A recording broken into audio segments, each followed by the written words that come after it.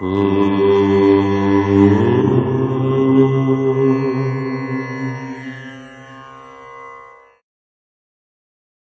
గణేశ శారదా దత్తాత్రేయ సద్గురు పరబ్రహ్మణే నమః. వసుదేవసుతం దేవం కంసచానూరమర్దనం దేవకీ పరమానందం కృష్ణం వందే జగద్గురుం. శ్రీరామ రామ రామేతి రమే రామే మనోరమే సహస్రనామ తత్తుల్యం రామనామవరాననే. స్వధర్మ ప్రేక్షకులకు మాస ఫలితాల్లో భాగంగా ఈ మాసం అనగా నవంబరు నెల కార్తీక మాసం, కొంత మార్గశీర్ష మాసం. ఈ నవంబరు నెల కర్కాటక రాశి వారికి ఎలా ఉండబోతోంది, ఎటువంటి పరిహారాలు పాటించాలి, ఎటువంటి జాగ్రత్తలు తీసుకోవాలి అనేవి ఇప్పుడు మాస ఫలితాలు చెప్పుకుందాం. కర్కాటక రాశి పునర్వసు 4వ పాదం, పుష్యమి 4 పాదాలు మరియు ఆశ్లేష 4 పాదాలు కలిస్తే కర్కాటక రాశి.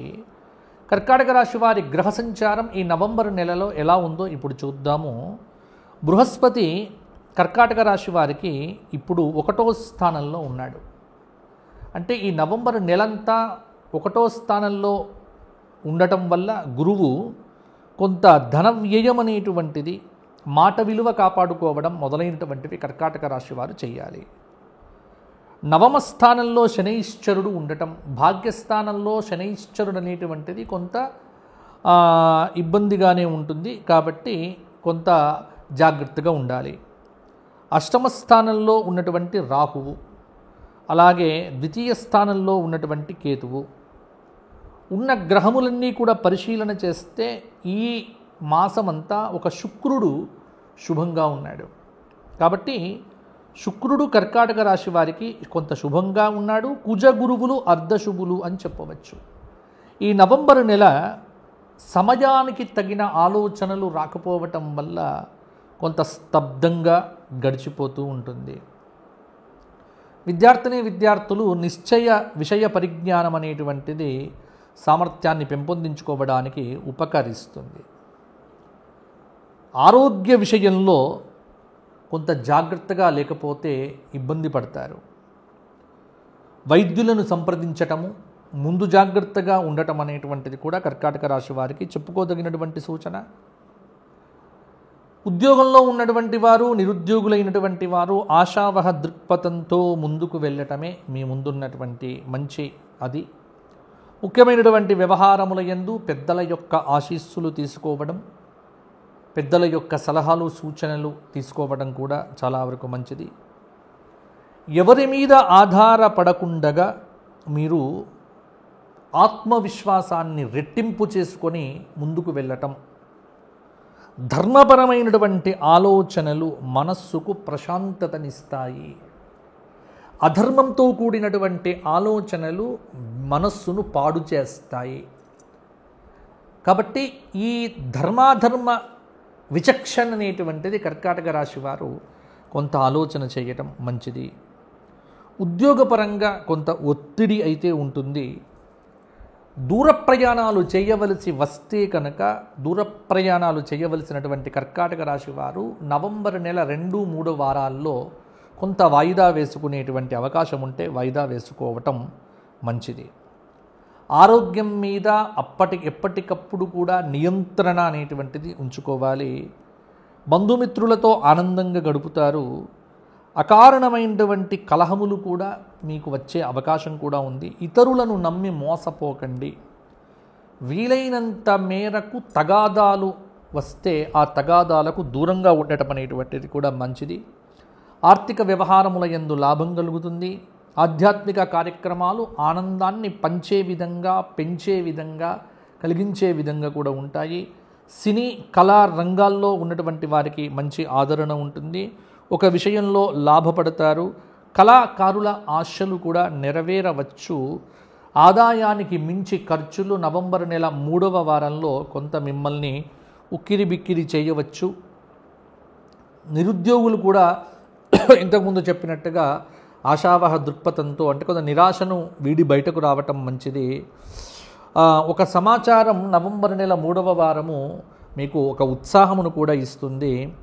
వ్యాపారపరంగా కొంత అసంతృప్తి ఉన్నప్పటికీ కూడా లాభాలు అనేటువంటివి కూడా కలగవచ్చు. పారిశ్రామిక వర్గాల వారికి విదేశాలకు సంబంధించినటువంటి చిక్కులు ఎదురు కావచ్చు. స్వల్ప ధనలాభంతో ఈ వారమంతా కూడా ముందుకు వెళ్ళవచ్చు. ఆర్థిక పరంగా కొంత ఇబ్బందిగానే ఉండవచ్చు. ఆ వ్యాపారంలో బకాయిలు పెరగకుండా చూసుకోండి. అలాగే ఇతరుల స్వార్థానికి మిమ్మల్ని వినియోగించుకునేటువంటి ప్రమాదం అధికంగా ఉంది. కాబట్టి ఆలోచన చెయ్యండి, ఎవరితో ఏ విధంగా ప్రవర్తన ఉంటే మంచిది అన్నటువంటిది కూడా మీరు తగును విధంగా ఆలోచనలు చేస్తే కనుక మీకు అన్ని రకాలుగా బాగుంటుంది. అనుకూల పరిణామాలు కూడా కొంతమేరకు ఉండవచ్చు. ఆరోగ్యం పర్వాలేదు అని అనిపిస్తుంది.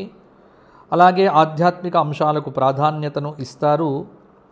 అలాగే కర్కాటక రాశి వారు ఈ మాసమంతా కూడా 4 సోమవారాలు 4 శనివారాలు, సోమవారాలు శివ దర్శనం చేసుకోవడము, 4 శనివారాలు లక్ష్మీ నరసింహస్వామి వారి దేవాలయానికి వెళ్ళి అక్కడ దర్శనం చేసుకొని కరావలంబ స్తోత్ర పారాయణం చేయటము మొదలైనటువంటి పరిహారాలు చేయడంతో పాటుగా కార్తీక మాసంలో వచ్చే కృష్ణపక్ష ద్వాదశి రోజు కానీ చతుర్దశి రోజు, అంటే దాదాపు నవంబర్ నెల 19వ తేదీ, నవంబర్ నెల 21వ తేదీ నుంచి కూడా మరల మనకు మార్గశీర్ష మాసం మొదలవుతూ ఉంటుంది. కాబట్టి నవంబర్ నెల కార్తీకము మార్గశిరము రెండు కూడా ఉంటాయి. కాబట్టి నవంబర్ నెల 19వ తేదీ చతుర్దశి రోజున శివుడికి అభిషేకం చేయించుకోండి, బాగుంటుంది. మంచి ఫలితాలు మీకు మరిన్ని కూడా కలగవచ్చు. ఇక గోక్షేత్రంలో గోవులకు ఏదైనా గ్రాసాన్ని సమర్పణ చేయడం కూడా చాలా వరకు కూడా మంచిది. ఇక ప్రధానంగా కనుక చూస్తే ఎవరైనా సరే వ్యక్తిగతంగా జాతకాన్ని చెప్పించుకోవాలి నాతోని అనుకునేటువంటి వ్యక్తులు కింద కనిపిస్తున్న నెంబర్కు ఫోన్ చేయటము, ఉదయం 8 నుంచి రాత్రి 8 గంటల లోపు ఫోన్ చేసి మాట్లాడండి. అపాయింట్మెంట్ ద్వారా నేను తప్పకుండా మీతో మాట్లాడటం జరుగుతుంది. కాబట్టి అపాయింట్మెంట్ అనేటువంటిది తప్పకుండా తీసుకోవాలి. జాతక దశ అంతర్దశలు మొదలైనటువంటివి కూడా చెప్పడం జరుగుతుంది. గోక్షేత్రానికి ఎవరైనా గ్రాస సమర్పణ చేయదలుచుకున్నటువంటి వారు కూడా కింద కనిపిస్తున్న నెంబర్కు ఫోన్ చేసి గ్రాసాన్ని సమర్పణం చేయవచ్చు. మీ అందరూ కూడా బాగుండాలి అని కోరుకుంటూ కర్కాటక రాశి వారికి ఆశీర్వచనములు. ఈ మాసమంతా భగవంతుడి యొక్క అనుగ్రహంతో ఆయురారోగ్య భోగభాగ్యములు మీ అందరికీ కూడా సిద్ధించుగాక అని చెప్తూ వచ్చే మాసం మరల కలుసుకుందాము. అంతవరకు సెలవు. జై శ్రీరామ్, జై శ్రీరామ్, జై శ్రీరామ్.